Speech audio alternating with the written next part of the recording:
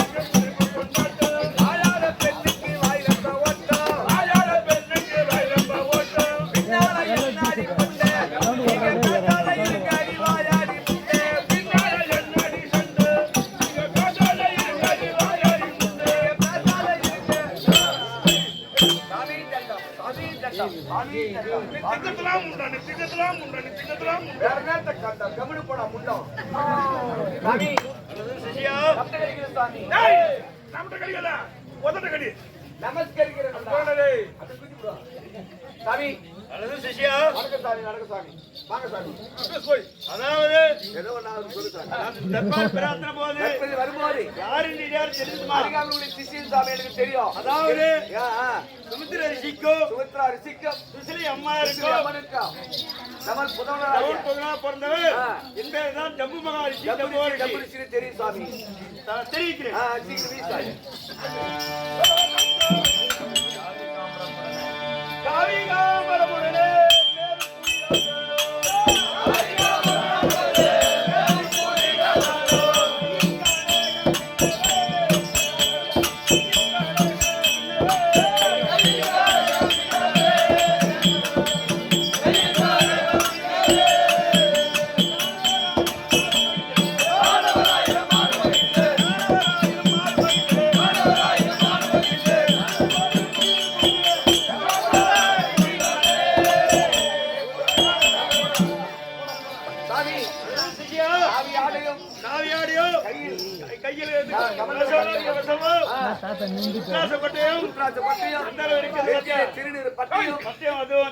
ரொம்ப அழகா இருக்கு சுவாமி. அது தவிர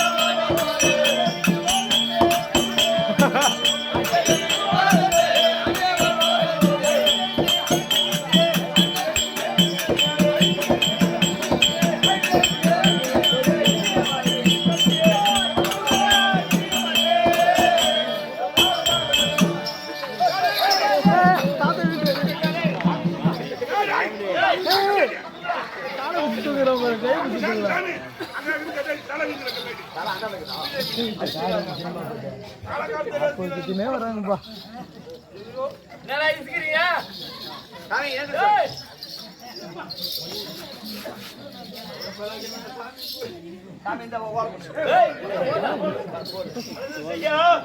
அதாவது மெய்யினால் வெந்நீர் என் நெற்றில் இரு கரங்களிலும் மார்பிலும் சகலவன் பூசிக்கொண்டு எந்த நேரமும் நமச்சிவாயா நமச்சிவாயா சிவசிவா நமச்சிவாயா சிவனையே நான் தியானித்துக் கொண்டு தூக்கத்தில் இரவன் அவரை தியானித்துக் கொண்டே இருப்பேன்.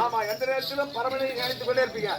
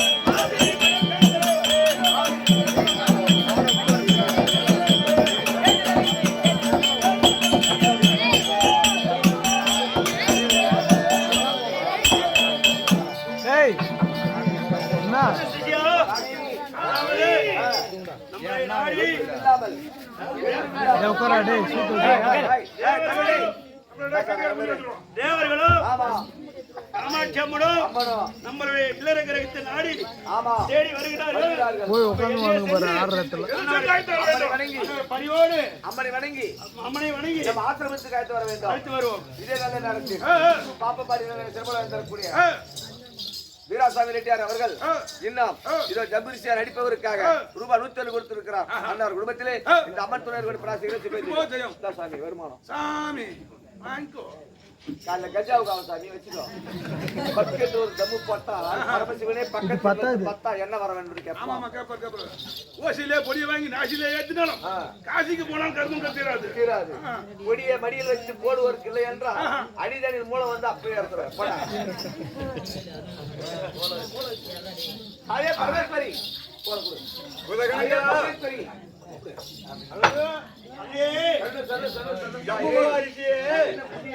பாதத்தை காப்பதற்கு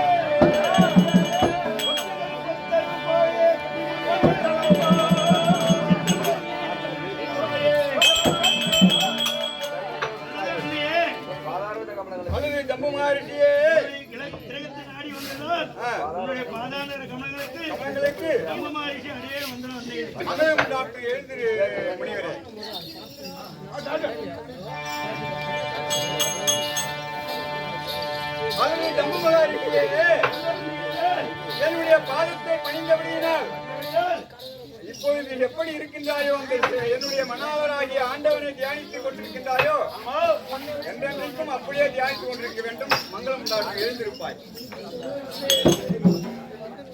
நான் வந்த காரணம் யாதென்றால் அதாவது மதுரை தம்ம மகிழ்ச்சியே ஐயா வாராயோனே நல்ல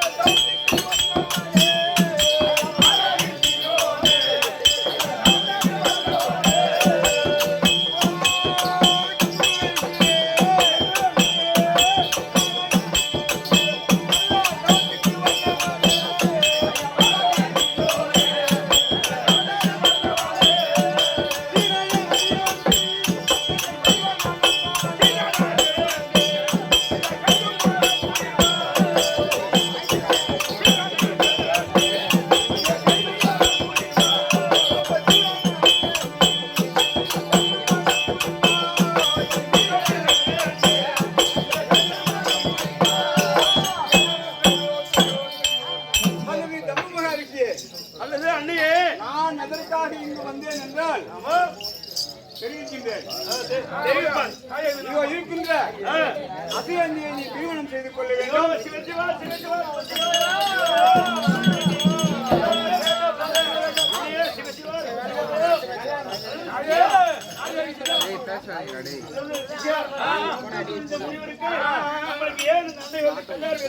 காடு வாழானது ஊருக்கு போனது 108 வயசாகுது.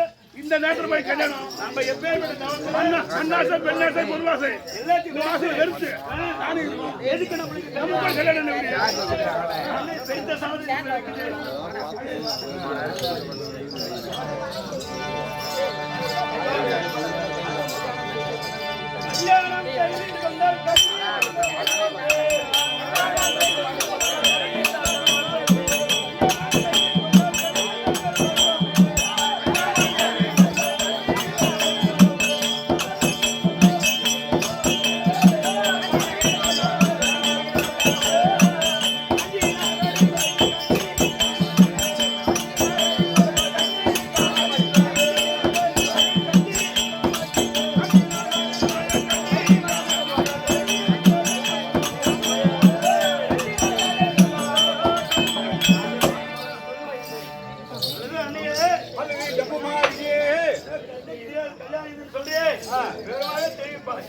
அது முடிவுரே ஏதோ எதியாதி கல்யாணம் அதெல்லாம் இல்ல. அதாவது பெருமாளை தெரியும். என்ன வேலை செய்யறாங்க பேச்சு அது ரிஷியே நான் அப்படி போய் உட்காந்து பேசுறேன். சொல்லுவாய் என்று உரைத்தாய் அல்ல.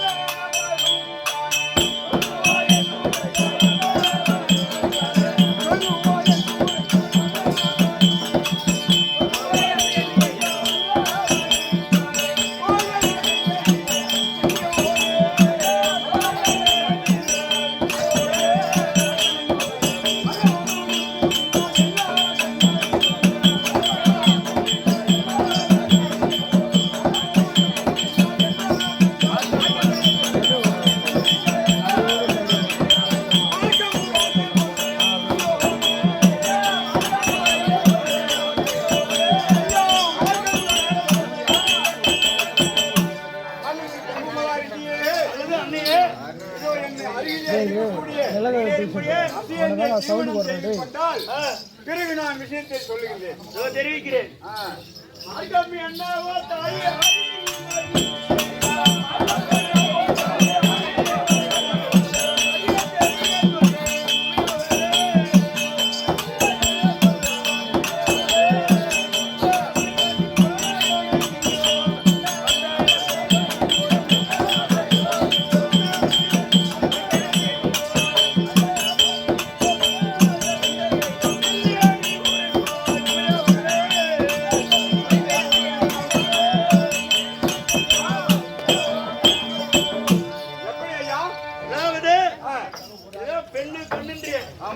அதோட கோத்திரம் குலம் அது சித்தியா சாமி தாயே என்ன சொல்றாரு முனிவரு? இந்த வயசான காலத்துல எனக்கு எதுக்குமா கல்யாணம்? அது சொல்லிட்டாரு.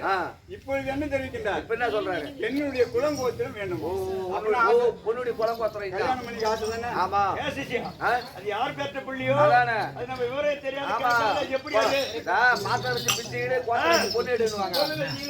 அது மாதிரி குலம் கோத்திரம் தெரியாத கல்யாணம் பண்ணி குலம் கோத்திரம் சொல்றத கல்யாணம் பண்ணி முடியும். நம்மளுக்கு வேண்டாம் குலம் கோத்திரம்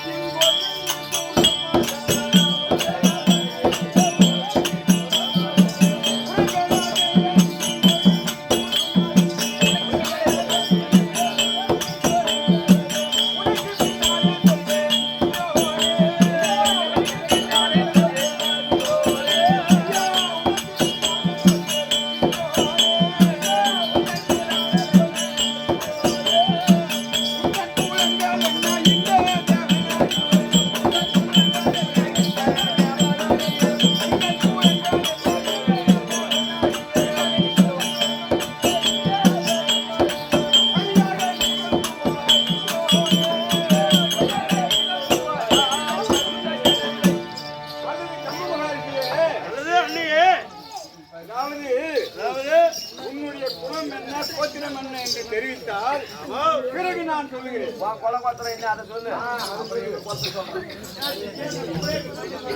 அம்மா சொல்றது நான் என்ன சாமி என் குலத்தை கோத்திரம் நான் சொல்றேன். உன் குலத்தை சொல்லுங்க. என்ன குலம் குலம் சொல்லுங்க. என் குலம் என் சொல்லுங்க குலம்.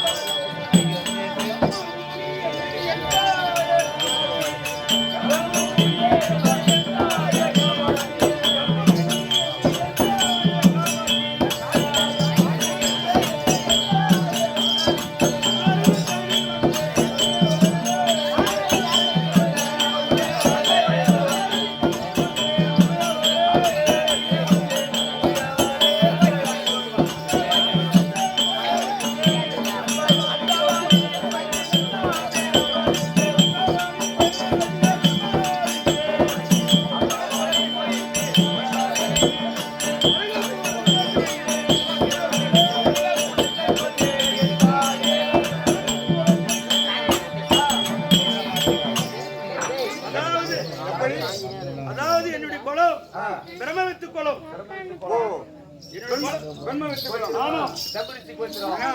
ஆனால் எனக்கு தெரியும் பிரம்மவித்துக்குள்ள நீ ஜம்புரிச்சி இருந்தாலும் என்ன தெரிவிக்கின்றார் என்று கேட்டேன். அந்த இந்த அசேந்தினுடைய குலம் என்ன தெரியுமா? தெரிவிப்பா.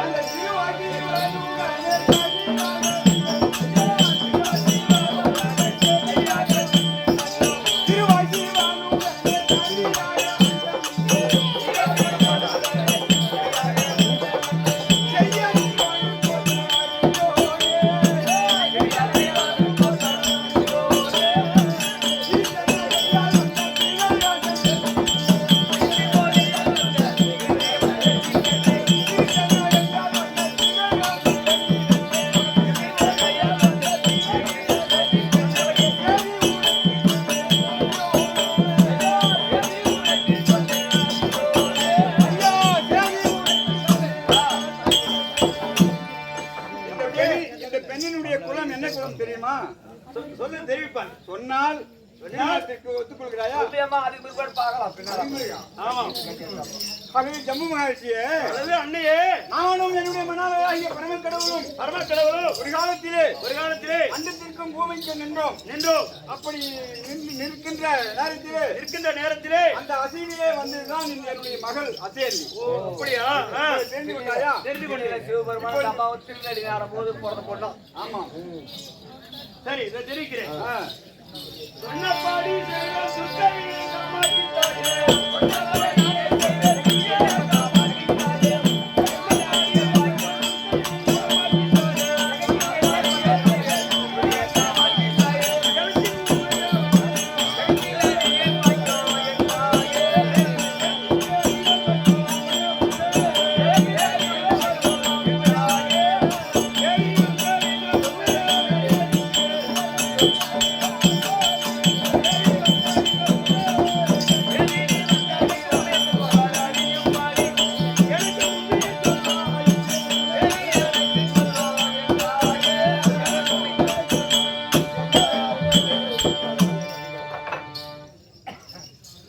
ஜம்மு மகர்ஷியே, அன்னையே இப்பொழுது நான் காரணத்தை சொன்னால் திருமணத்திற்கு ஒத்துக்கொள்கிறாயா?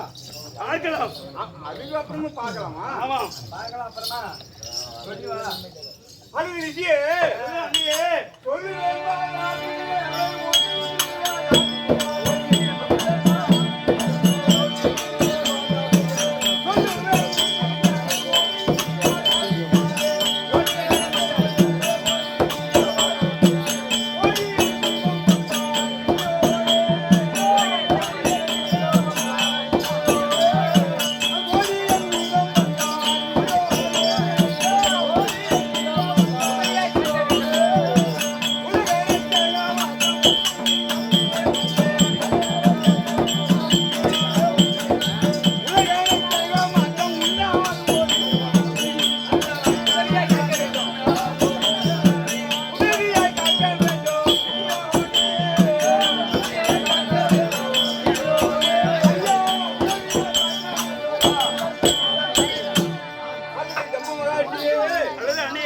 ரத்தினாபுரி பட்டணத்தை ஆண்டு வரக்கூடிய மாதாவியனதாம் என்ற அசுரர்கள் என்னுடைய மணாளராகிய பரமக்கடவுளுக்கு தவம் செய்து காகாவரத்தை பெற்றுக்கொண்டு தேவர்களையும் இசைப்படுத்திக் கொண்டிருக்கிறார்கள். அதன் காரணமாக நான் உனக்கு வந்து இந்த கண்ணை திருமணம் செய்து கொள்ளத்தான் வேண்டும். அதாவது இன்னொரு காலத்திலே சிவனாகப்பட்டவர் பக்தாசுரனுக்கு வரத்தை கொடுத்துவிட்டு அவர் என்ன பாடுபட்டார்? அவர் மேலேயே கை வைக்க வந்தார். அப்படி இருக்க யாரு எக்கேடு போனாலும் போட்டோ என்னை விட்டு விடு, அப்படி தெரிவிக்கப்படாது. தேவர்கள் எல்லாம் கால் வலிக்குது, நானும் கேட்க மாட்டிக்கொண்டிருக்கிறார்கள். அந்த குறையை தீர்ப்பதற்காகத்தான் முதல் நான் வந்தேன்.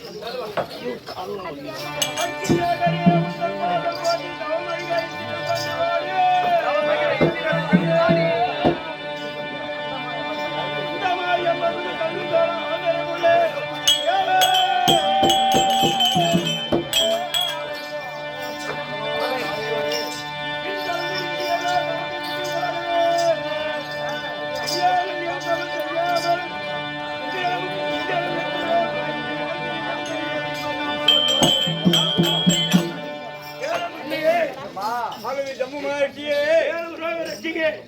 என்னுடைய தவபலத்தை கண்டு நான் இந்திர பட்டணத்துக்கு வருவேன் என்று எண்ணிருந்த தேவர்கள் இந்திரன் என் தவத்தை அந்தமா யவனம் கல்விக்கானம் பாதம் அவனயம் சகல அலமுசை என்கின்ற அத்தரசிரியை வஞ்சகம் தந்திரம் சமத்துள்ள அலமுசை என்கின்ற அப்தரை அனுப்ப அவர் ரூபத்தால் சகல ரிஷிகளும் வந்து தவத்தை விட்டு பின்தொடர்ந்து கெட்டு போனார்கள். என் தவத்தை நெடுநாட்களாக எடுக்க முயன்றார்கள். முயன்றும் ஜெயம் செய்ய முடியாமல் அவர் திருநாளகம் சென்று விட்டார். தேவர்கள் என்னுடைய மன உறுதியை கண்டு வெற்றினார்கள். அப்படி மாயினால் அகப்படாமல் சினேந்திர ரிஷியாய் சிவனுக்கு ஒப்பானவர் என்று சொல்லும்படி விளங்கிய என்னை பாலிக்கரணம் செய்து கொள்ள சொல்வது தர்மமா? நான் என்ன செய்வேன் தாயே? இப்படி எல்லாம் இருக்கிறது தான் உன்னிடம் வந்தேன். சரி, அது ஜம்முவாயிடுச்சு.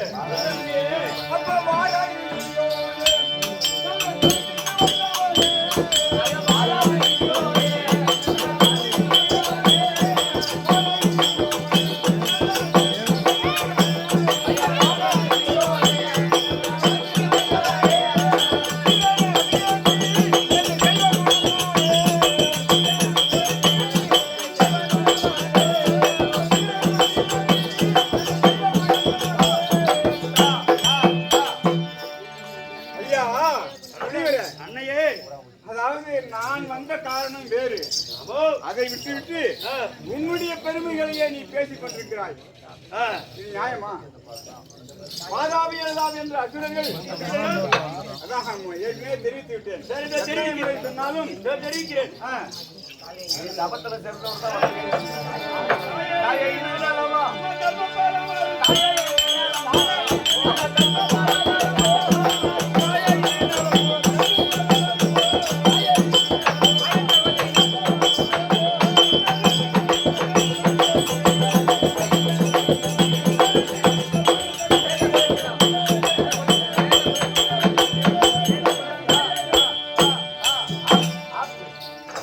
எப்படி?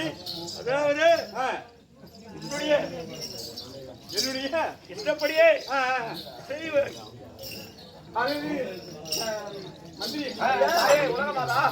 இப்பொழுது என்ன தெரிவிக்கிறாங்க?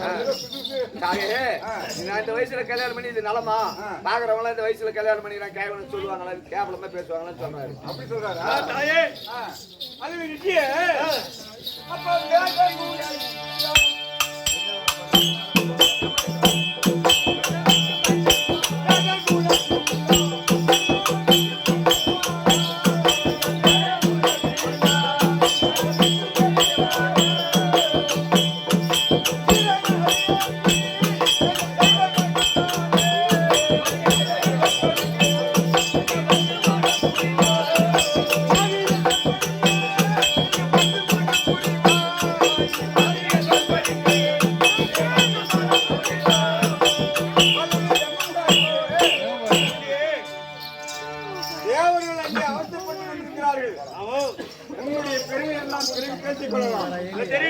எனது மகள் அபியனை திருமணம் செய்து கொள்ளத்தான் வேண்டும். அண்ணே, அம்மா, தாயே, தங்கள் என் மீது கோபம் வேண்டாம். நான் கோபம் கொள்ளப்படவில்லை. தங்கள் இஷ்டப்படியே தேவர்களை அறிய மனம் செய்வித்து தாங்கள் வந்த கோரிக்கையை நிறைவேறும் பொருட்டாக செய்வாய் தாயே, செய்வாய் அம்மா தாயே.